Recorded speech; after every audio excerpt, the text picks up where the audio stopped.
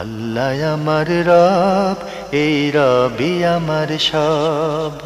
দামে দামে তুন মনে তারি অনুভব। তোমার দুনিয়াতে আমি যেদিকে তাকাই, অথই নিয়ামতে ডুবে আছি সবাই। পাক পাখালির গানে শুনি তসবি কলরব, তসবি কলরব। আল্লাহ আমার রব, এই রবি আমার সব। আসসালামু আলাইকুম। আলহামদুলিল্লাহ, আসসালাতু আসসালামু আলা রাসূলিল্লাহ। প্রিয় দর্শক, আপনারা যারা দেশে আছেন প্রবাসে, সবাইকে জানাই অনেক অনেক প্রীতি ও শুভেচ্ছা। শুরু হলো এনটিভি আয়োজিত এবং ভীষণ নিবেদিত অনুষ্ঠান আপনার জিজ্ঞাসা। আপনাদের সাথে আছি আমি জয়নুল আবেদিন আজাদ, আর আপনাদের মনোজাগা প্রশ্নের জিজ্ঞাসার জবাব দিচ্ছেন বিশিষ্ট আলেম ডক্টর মোহাম্মদ সাইফুল্লাহ। আসসালামু আলাইকুম ওয়া রাহমাতুল্লাহি ওয়া বারাকাতুহু। প্রিয় দর্শক, চলুন তাহলে জিজ্ঞাসার জগতে। শুরুতে একটি ইমেল পাঠিয়েছেন ফাহিম রাফসান, গাজীপুর, ঢাকা থেকে। লিখেছেন, এলাকায় লবণ পড়া অর্থাৎ লবণে কবিরাজগণ কিসব পড়ে তারপর তা বিড়ালের খামচিতে আক্রান্ত ব্যক্তিকে দেন, এটাই নাকি তার চিকিৎসা। এই ধরনের চিকিৎসা কি জায়েজ? কোনো শর্ত সাপেক্ষে কি জায়েজ হতে পারে? প্রথম কথা হচ্ছে, এই ধরনের চিকিৎসা বিজ্ঞান দ্বারাও স্বীকৃত নয়, কোরআন হাদিস দ্বারাও স্বীকৃত নয়। সুতরাং এটাকে চিকিৎসা মনে করার কোনো সুযোগ নেই। এটা কবিরাজের ধারণা অনুযায়ী চিকিৎসা, ধারণামূলক চিকিৎসা। ধারণামূলক চিকিৎসা। কোরআন হাদিসের কোথাও এটাকে চিকিৎসা হিসেবে বলা হয়নি। আবার চিকিৎসা বিজ্ঞানে যদি আপনি যান, কারণ চিকিৎসা বিজ্ঞানেরও তো একটা মেথড আছে, সেই মেথোডোলজি গবেষণা আছে তাদের। সেই মেথোডোলজিটাকে চিকিৎসা বলা হয়েছে। আমার কোথাও জানা নেই, আর অন্য কেউ জানে কিনা আমি সেটাও জানি না। 2 নম্বর বিষয় হচ্ছে সেটা হলো এই লবণ পড়ায় এই কবিরাজ কি পড়ে থাকে। যদি লবণ পড়ায় কবিরাজ কোরআন অথবা হাদিসের কোনো দোয়ার মাধ্যমে লবণ পড়ে ফু দিয়ে বলে যে এটা আপনি যদি দেন তাহলে আশা করা যায় ভালো হতে পারে, তাহলে এটা জায়েজ হবে, যদি অভিজ্ঞতার মাধ্যমে প্রমাণিত হয়। তো এটা চিকিৎসা নয়, এটা অভিজ্ঞতার মাধ্যমে মানে প্রমাণিত একটা বিষয়।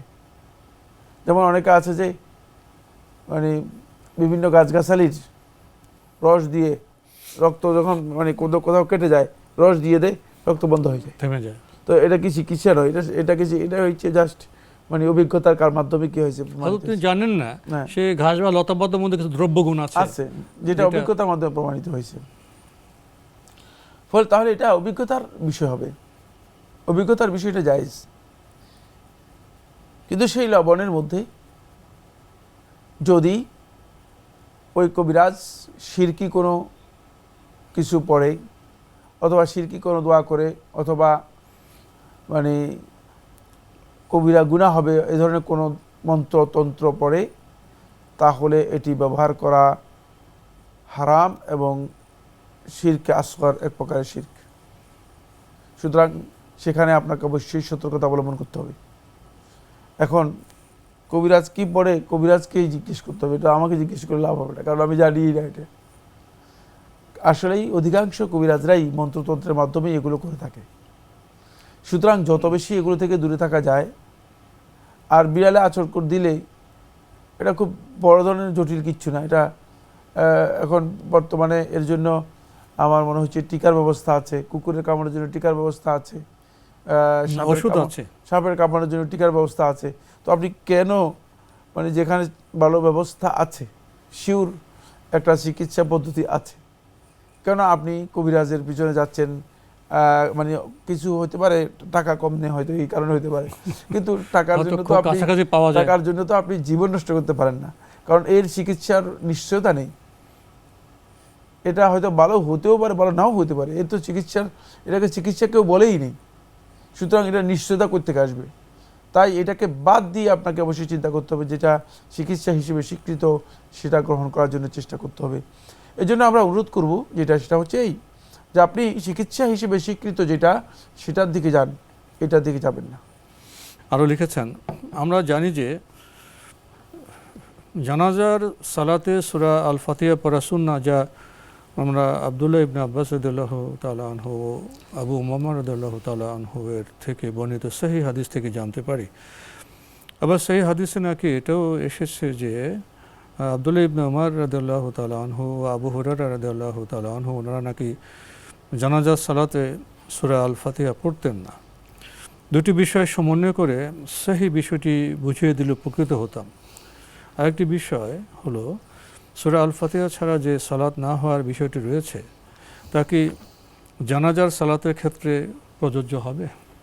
একই কথাই আপনি বিভিন্নভাবে প্রশ্ন করেছেন। প্রথম কথা হচ্ছে জানাজার সালাতে সূরা ফাতিহা পড়ার ব্যাপারে আলেমদের তিনটি মত রয়েছে দলিলের ইখতিলাফের কারণে। লিতাআরুজিল আদিল্লাহ, দলিলের মধ্যে তাআরুজ হয়েছে, মানে দলিলের মধ্যে বিভিন্নতা এসেছে, সাংঘর্ষিক কথা এসেছে। ফলে এই কারণেই আলেমদের তিনটি বক্তব্য এসেছে। প্রথম বক্তব্য হচ্ছে একদল আলেম বলেছেন যে সূরা ফাতিহা পড়তেই হবে রুকন, সূরা ফাতিহা যদি না পড়া হয় তাহলে সালাত হবে না। তারা ওই কমন হাদিস যেটা সালাতের ব্যাপারে এসেছে সেটাকেই এখানে সালাতুল জানাজার মধ্যে প্রয়োগ করেছেন। সালাতুল জানাজাকেও ওই কমন হাদিসের আওতাভুক্ত করে সালাতের মানে কমন সালাতের মধ্যে নিয়ে এসেছেন। তাদের এই দলিল যে শক্তিশালী এতে কোনো সন্দেহ নেই, কারণ সালাতুল জানাজা তো সালাত, এ ব্যাপারে কোনো সন্দেহ নেই। এ ব্যাপারে উম্মতের ইজমা সাব্যস্ত হয়েছে। সালাতুল জানাজা দোয়া নয়, যদি দোয়া হতো তাহলে এটা উজু ছাড়াও করা যেত, দোয়া হতো তাহলে এটা তাকবীরে তাহরিমের প্রয়োজন হতো না, যদি দোয়া হতো তাহলে এটা সালামের প্রয়োজন হতো না, যদি দোয়া হতো তাহলে এর মধ্যে ইমামতি থাকতো না। এই সালাতে দোয়া করা হয় কিন্তু এটা সালাত, এটা সালাত, জি এটা সালাত, এতে তাহলে ইমামতি থাকতো না। সালাতের মধ্যে ইমামতি আছে।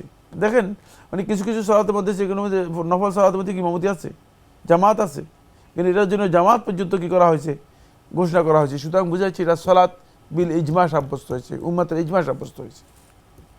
বাকি দুই নম্বর বিষয় হচ্ছে আলেমদের মধ্যে কেউ কেউ বলেছে যে সূরা ফাতিহা পড়াটা জানাজা সালাতের মধ্যে এটি না পড়লেও কোনো অসুবিধা নেই, না পড়লেও কোনো অসুবিধা নেই, বরং কেউ কেউ বলেছে যে পড়াটা মাকরুহ। মাকরুহ যারা বলেছেন তাদের বক্তব্য একেবারেই সাজ বলা যে বিচ্ছিন্ন বক্তব্য। যিনি মাকরুহ বলেছেন, যে সমস্ত আলেমরা মাকরুহ বলেছেন তাদের বক্তব্য সাজ বা বিচ্ছিন্ন, যেহেতু দলিলের বাহিরে বক্তব্য দেয়া এটা কোনো ইজতিহাদের সাথে যায় না। কোনো ফকিহ ইজতিহাদ করবেন, ইজতিহাদ করে তিনি দলিলকে উপেক্ষা করে নিজের মন গড়া বক্তব্য দিয়ে দিবেন, তার বক্তব্যটা সাজ, এটা একেবারেই বিচ্ছিন্ন বক্তব্য, এটাকে কোনোভাবেই গ্রহণযোগ্য হবে না। বাকি বলছে যে জানাজা সালাতের মধ্যে সূরা ফাতিহার প্রয়োজন নেই বা সূরা ফাতিহা পড়েন না। তারা এর পক্ষে কিছু সাহাবীদের আমল উল্লেখ করেছেন, কোনো হাদিস নেই। রাসূলুল্লাহ সাল্লাল্লাহু আলাইহি ওয়াসাল্লাম কোনো হাদিস প্রমাণ করতে পারেন নাই যে হাদিস থেকে এটা বোঝা যায় যে রাসূলুল্লাহ সাল্লাল্লাহু আলাইহি ওয়াসাল্লাম জানাজা সালাতের মধ্যে সূরা ফাতিহা পড়তেও নিষেধ করেছেন, এই ধরনের কোনো হাদিস নেই। বা যে হাদিসে রাসূলুল্লাহ সাল্লাল্লাহু আলাইহি ওয়াসাল্লাম জানাজা সালাতে সূরা ফাতিহা পড়েন নাই এই ধরনের কোনো বর্ণনা আছে, এই ধরনের কোনো হাদিস বর্ণনা করতে পারেন নাই। মুসান্নাফ ইবনে আবি শাইবা থেকে তারা দুটি হাদিস বা আসার, তিনটি আসার বর্ণনা করেছেন যেগুলো সাহাবীদের আমল, সেগুলো বিতর্কিত। কেউ কেউ এগুলোকে বলেছেন যে এগুলো মানে মুসান্নাফের এই বক্তব্যগুলোই গ্রহণযোগ্য না। এগুলো সনদ নিয়েও আলেমদের মধ্যে ইখতিলাফ রয়েছে, কারণ মুসান্নাফের যে ইবনে আবি শাইবা এবং তার ভাই এই দুইজনেরই মানে তাদের আদালতের বিষয় নিয়ে, তাদের মানে দপ্তরের বিষয় নিয়ে, মানে তাদের মৌলিক বিষয় নিয়ে ইখতিলাফ রয়েছে। ধরে নিলাম যে তিনি না ব্যক্তিত্বের দিক থেকে অথবা আদালতের দিক থেকে তিনি ঠিক আছেন, ঠিক থাকলে তিনি যে সমস্ত বর্ণনা করেছেন এগুলো সবগুলো আসার, এটা সাহাবা ইকরামদের হয়তো ইজতিহাদ হতে পারে। সাহাবা ইকরামদের যদি ইজতিহাদ হয়ে থাকে, আল্লাহ রাসূল সাল্লাল্লাহু আলাইহি ওয়াসাল্লাম হাদিস পাওয়া গেলে সাহাবা ইকরামের ইজতিহাদ গ্রহণযোগ্য নয়। খুব সহজ কথা, খুব সহজ দলিলের মাধ্যমে সেটা গ্রহণযোগ্য হবে। এবার যাব আমরা সহিহ বুখারী হাদিসের মধ্যে রাসূলুল্লাহ সাল্লাল্লাহু আলাইহি ওয়াসাল্লাম স্পষ্ট করেছেন, যেটা আব্দুল্লাহ ইবনে আব্বাস বর্ণিত হাদিস এবং অন্যান্য সাহাবীদের দ্বারা সাব্যস্ত হয়েছে, সেটা হচ্ছে লিতাআলামু আন্নাহা সুন্নাত, তোমরা যেন জেনে নাও যে এটা সুন্নাহ। আর লিতাআলামু আন্নাহা সুন্নাত নাবিয়্যিকুম, কোন কোন রাওয়াতের মধ্যে যাতে করে তোমরা যেন জেনে নিতে পারো যে তোমাদের নবী সাল্লাল্লাহু আলাইহি ওয়াসাল্লামের সুন্নাহ। সুতরাং যেহেতু নবী সাল্লাল্লাহু আলাইহি ওয়াসাল্লামের দিকে সম্পৃক্ত করেছে, এটা রাফএর হুকুম রাখে, মারফুয়ের হুকুম রাখে, মারফুয়ের হুকুম রাখে। এটা আহলে হাদিসদের বক্তব্য অনুযায়ী এটা হুকুমের দিক থেকে মারফু। মারফু হচ্ছে ওই হাদিস যে হাদিস আল্লাহ রাসূল সাল্লাল্লাহু আলাইহি ওয়াসাল্লাম থেকে বর্ণিত হয়েছে। যেহেতু সাহাবী এভাবে বলেন নাই, তো বলছেন আল্লাহ রাসূল সাল্লাল্লাহু আলাইহি ওয়াসাল্লামের সুন্নাত, এর অর্থ হচ্ছে রাসূল সাল্লাল্লাহু আলাইহি ওয়াসাল্লাম থেকে নিশ্চয়ই জানাচ্ছেন, যেহেতু রাসূলুল্লাহ সাল্লাল্লাহু আলাইহি ওয়াসাল্লামের কাছ থেকে জানা, সুতরাং এই সুন্নাহ, এটা কোনো সন্দেহ নেই। ফলে এই কারণেই জুমহুর আহলু তাহকিক কথা বলেছেন যে জানাজা সালাতের মধ্যে যেহেতু এখানে মূল অবজেক্ট হচ্ছে, মূল বিষয় হচ্ছে ইয়ানি লাইসা যিকরু লিল্লাহ, আল্লাহ তাআলা জিকির নয়, ওয়া আকিমিস সালাতা লিযিকরি, সালাতটা হচ্ছে আল্লাহ জিকিরের জন্য। আর এখানে জানাজা সালাতের মধ্যে মূল উদ্দেশ্য হচ্ছে আদ-দুআউল খালিস লিল মাইয়িত, মৃত ব্যক্তির জন্য নির্ভেজাল একেবারে নিরঙ্কুশভাবে দোয়া করা। এই কারণে যেহেতু উদ্দেশ্য ভিন্ন, ফলে এর মধ্যে সূরা ফাতিহা পড়াটা হচ্ছে সুন্নাত বা মুস্তাহাব। এটা শেখুল ইসলাম ইবনে তাইমিয়া রাহিমাহুল্লাহ তাআলা মাজমু ফাতাওয়ার মধ্যে এই বক্তব্যটাকে অগ্রাধিকার দিয়েছেন। সুতরাং সহি বক্তব্য হচ্ছে এটা সুন্নাত বা মুস্তাহাব।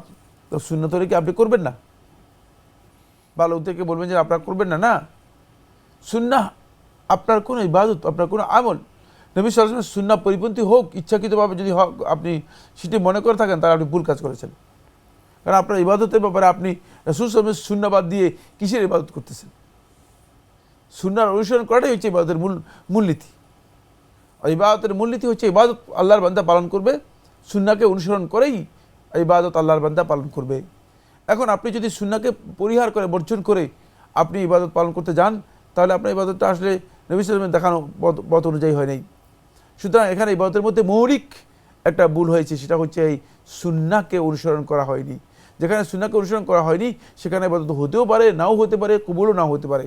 তবে আব্দুল্লাহ ইবনে আব্বাস বর্ণিত হাদিস থেকে বোঝা যায় জানাজা সালাতের মধ্যে সূরা ফাতিহা পড়া হচ্ছে সুন্নাহ বা মুস্তাহাব। জি ভাই ফাহিম রাফসান, সবশেষে আপনি লিখেছেন আপনাদের একটা পর্বে মৃত্যু কি, কত প্রকার ও কি কি, এই প্রশ্নের উত্তরে আপনাদের আলোচনায় একটি অংশের ভাবার্থতা ছিল এরকম: মৃত্যু যেহেতু আল্লাহর মাখলুক, তাই মৃত্যুর ব্যাপারটি শুধু খুরুজ নয়। অনুগ্রহ করে যদি বিষয়টি একটু বিস্তারিত বুঝিয়ে বলতেন। আমি জানি না আসলে আমাদের পর্বের মধ্যে আপনি কি শুনেছেন অথবা আপনি কি বুঝেছেন। আমাদের বক্তব্যের মূল কথা যেটা, সেটা হচ্ছে এই মৃত্যু হচ্ছে আল্লাহর সৃষ্টি। সুতরাং মৃত্যুকে আল্লাহ রাব্বুল আলামিন সৃষ্টি করেছেন, এবং মৃত্যু আল্লাহর বান্দাকে আক্রান্ত করে, এবং মৃত্যুর মাধ্যমেই আল্লাহর বান্দা আর দেহ থেকে বা মানব সত্তা থেকে আল্লাহ রাব্বুল আলামিন রূহটাকে বের করে নেন। আর এখানে সহযোগিতা করে মালাকুল মউত, মৃত্যুর একটা ফেরেশতা আছে যিনি এই কাজের জন্য তাকে দায়িত্ব দেওয়া হয়েছে, তিনি, এটাই বোঝানো হয়েছে।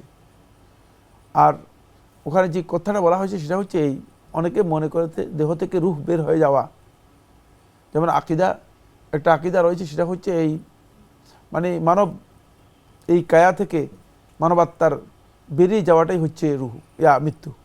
না, শুধু বেরিয়ে যাওয়াটা মৃত্যু নয়, কারণ মৃত্যুটা মানে আরেকটা বিষয়। ওই বেরিয়ে যাওয়ার কাজটা যে জিনিস করে থাকে তার নাম হচ্ছে মৃত্যু। ওই কথাটাই বুঝি বলেছি।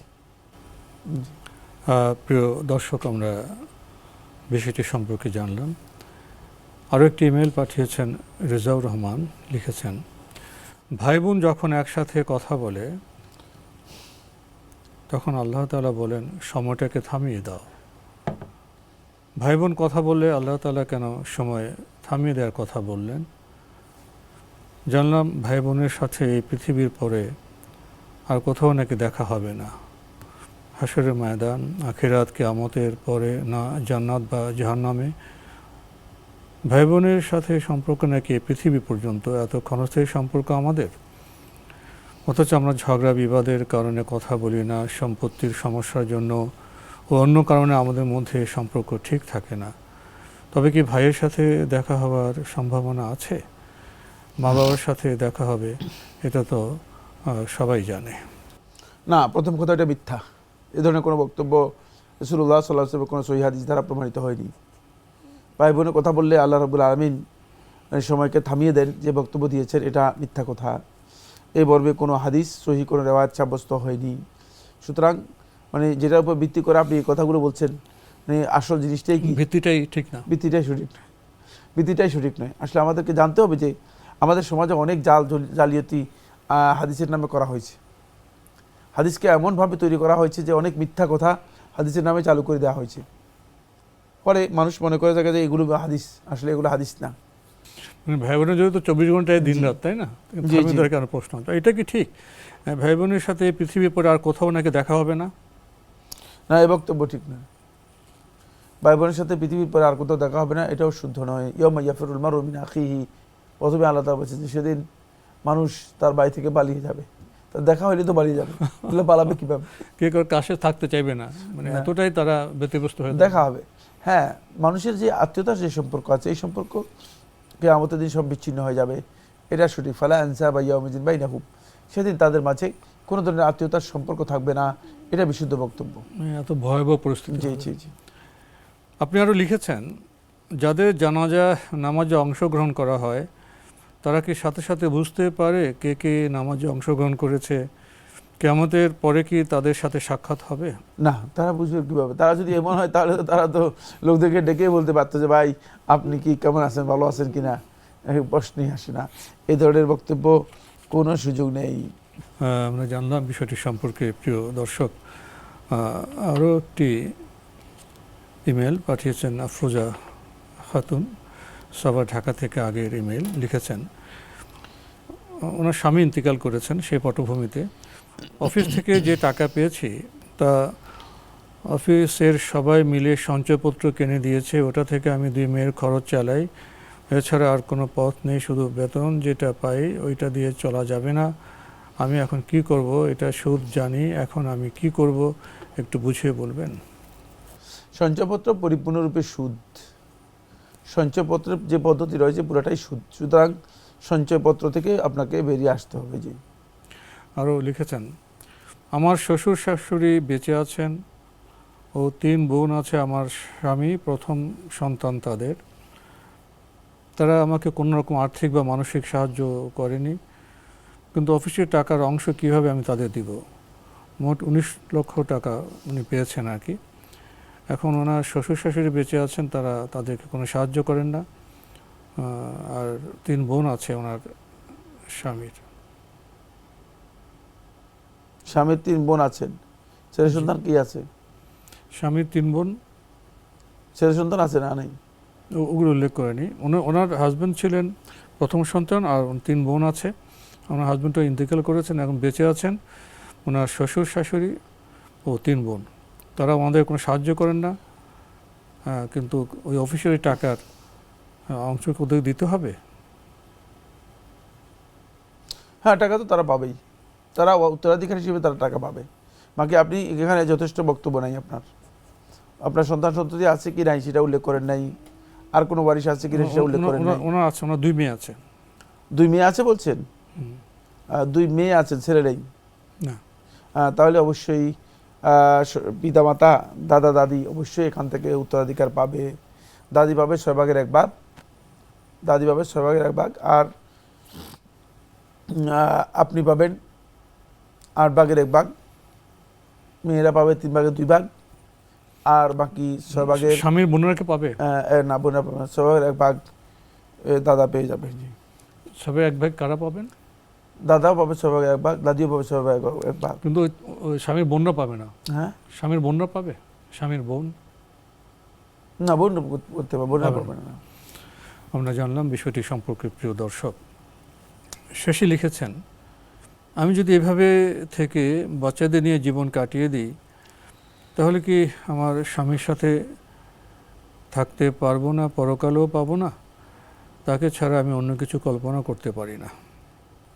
আপনি যদি শুধু আবেগের উপর ভিত্তি করে কথাগুলো বলেন তাহলে চলবে না।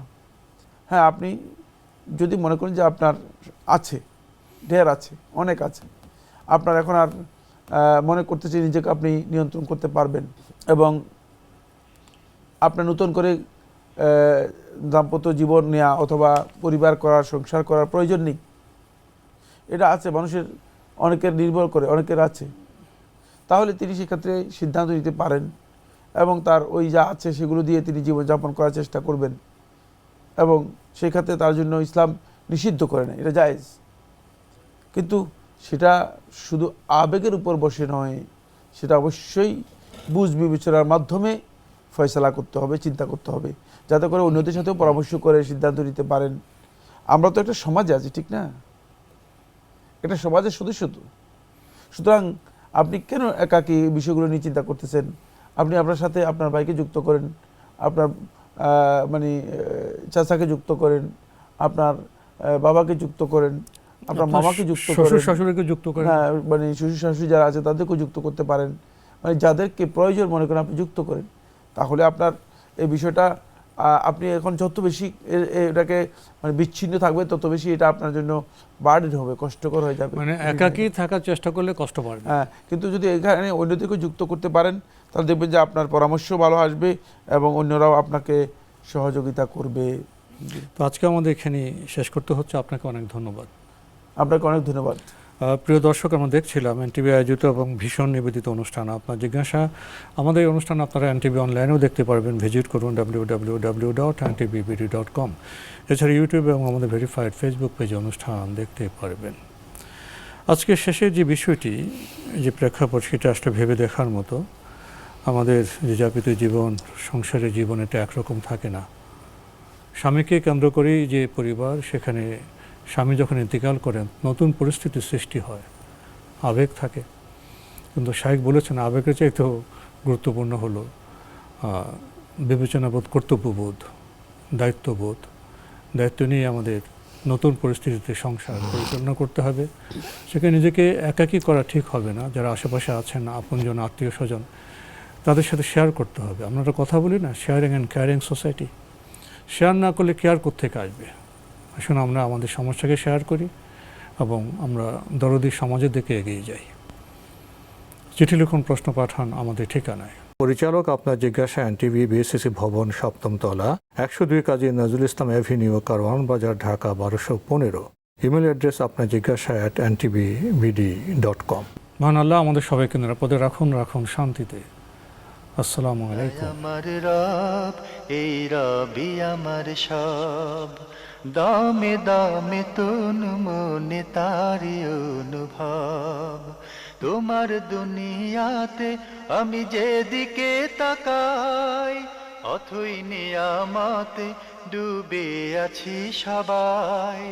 পাক পাখালির গানে শুনি তসবি কালো রব, তসবি কালো রব। আল্লাহ আমার রব, এই রবি আমার সব।